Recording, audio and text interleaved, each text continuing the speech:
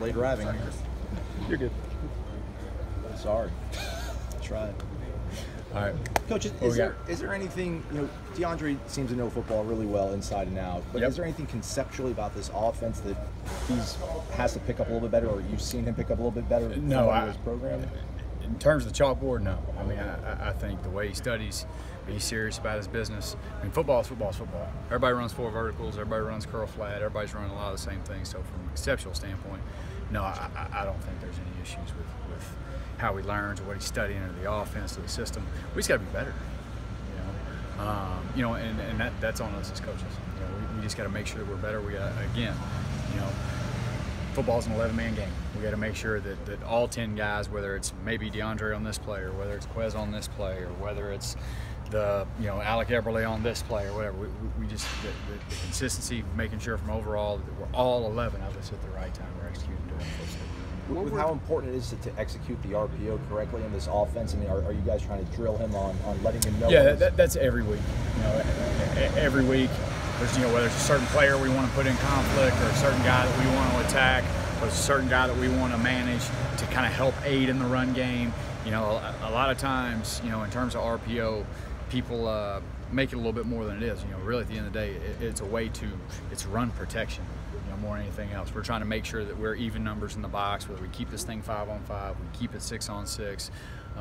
In terms of run perimeter decisions, were there some versus Miami we'd like to have back? Yeah, absolutely. We probably left 20, 30, 40 free yards out there on the football field, but again, that's every week. Got to improve every week. What were the goals during bye week? What did you want to accomplish with the offense? Yes, I think really more than anything else is, offensively, especially up front, we're beat up. So you've got to do a great job of still improving techniques, fundamentals, really getting back to kind of fall camp basics again. Not that you don't do techniques and fundamentals every day, but just going back and reiterating the things from the first 6 weeks that we've struggled with. So, trying to just self-improvement more than anything else, on top of, managing health and making sure that we're prepared to go do what we need to do for the last half of the season. Going back watching the film, I mean, in the run game against Miami, did it feel like there was progress, or did it look like there was Absolutely.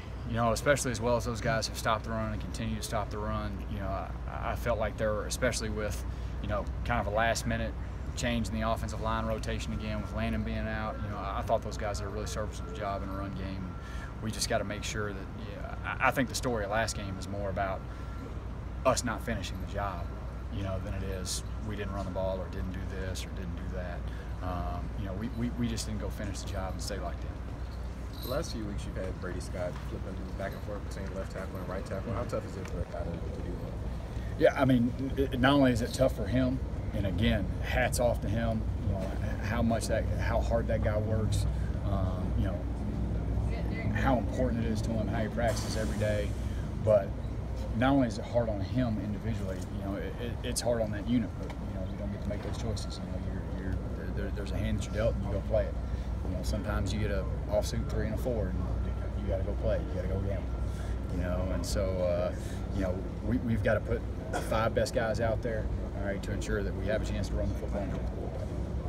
What do you think tempo gives you when y'all go fast like that? I think at the end of the day, number one, it limits the defensive play caller. In terms of, if he knows that on the very next play this thing could be snapped in 10, 12 seconds, you're a lot less likely to dial up a certain pressure, something exotic. So I think it helps limit their call sheet in terms of tempo, knowing that the premise is going to be getting our cleats in the dirt and getting our eyes in the right place. I think it limits the play caller. I think, number two, I think when we're where we need to be from a program standpoint, from a program conditioning standpoint, I think sometimes that when you are physically outmatched, by making it a game of attrition and conditioning,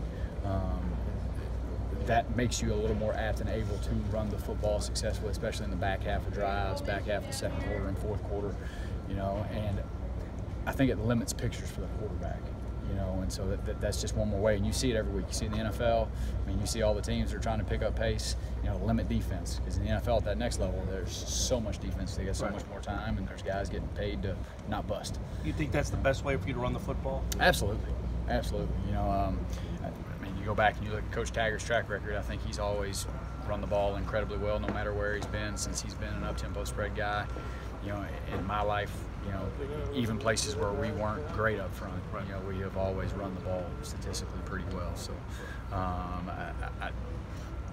do I absolutely know beyond a shadow of a doubt that, dude, there's a million ways to run the football. You know, Wisconsin will tell you their way's the best to do it, and the spread one back no huddle teams will say, you know, keeping them all out there and you know, limiting pictures for the O-line's the best way to do it. So in the NFL right now, they're having that argument.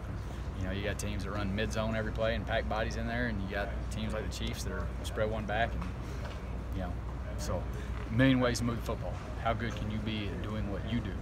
You know, and that's where we got to improve. The double pass, when you go back and look at it, was it executed the way that you wanted it executed? Other than the fact that the football was 6 inches not to the referee's liking, yeah. You know, I mean, do we wish that ball was on a back tip of a pad as opposed to his face mask? I mean, there's a million things that you want to just throw yourself off a building about.